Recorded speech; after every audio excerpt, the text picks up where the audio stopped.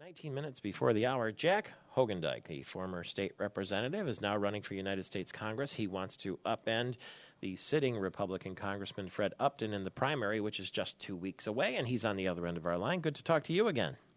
Oh, good morning, Michael Patrick. We are counting it down now, 2 weeks. Do you have any idea where you stand in your bid to sort of outflank Fred Upton? Well, it's hard to tell for sure, Michael Patrick, because a lot of times races like this, they shift very quickly in the last few days. I know there was a poll done by Inside Michigan Politics that had Mr. Upton at 48 and me at about 17, which obviously isn't very encouraging to hear, but it is noteworthy that he's under 50%. But, as I talk to a lot of people that I've never met before, as we're talking about the race, we hear a lot of folks who just have this kind of sense of, I'm fed up with government, I don't want to reelect any incumbents, I don't think my congressman has represented me as well as I wanted, and that kind of thing. And so that gives us some real encouragement that there could be an upset in the making. What has been your strategy? What do you take issue with when it comes to the way that Congressman Upton has done business? Well, the real issue, Michael Patrick, is spending. Congressman Upton has voted for TARP, the auto bailouts, the cash for clunkers, and he voted for the omnibus legislation a year ago. Only 17 Republicans did in the entire House. The Republican Party said this was terrible legislation. It was a budget bill. It increased the federal budget by 3 times the rate of inflation, and it had 9,700 earmarks in it.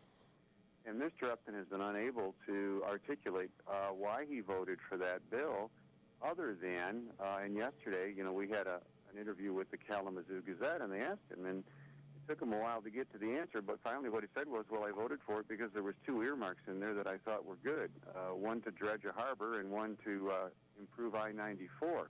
Mm-hmm. I guess I would assert that I don't know that I want to add $65 billion to the national debt and, to the backs of taxpayers just so we can get I-94 fixed.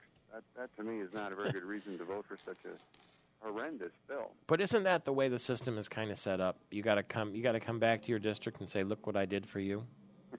Well, that's always been the way it is, Michael Patrick, but now that people see us in a $13 trillion national debt situation, that's I think what's changing the mood of the country and why so many people are so angry with what's going on in government. It's not just President Obama that a lot of people seem to be unhappy with, but it's government in general and the attitude that they have of wanting to spend more and more taxpayer dollars.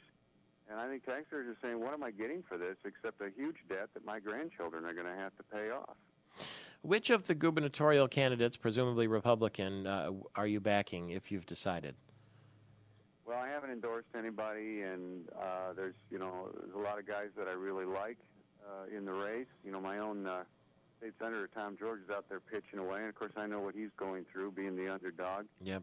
I will say that I think Mike Bouchard is right on this right-to-work situation. That's something that I introduced. I was the first one to do so in the legislature about 3 years ago, and I really believe that if there's one thing we can do in Michigan to turn it around, it's right to work. And as a congressman, I will be strongly advocating for that. Obviously, that's got to be done at the state level, but we need members of Congress who will champion that cause for the state of Michigan.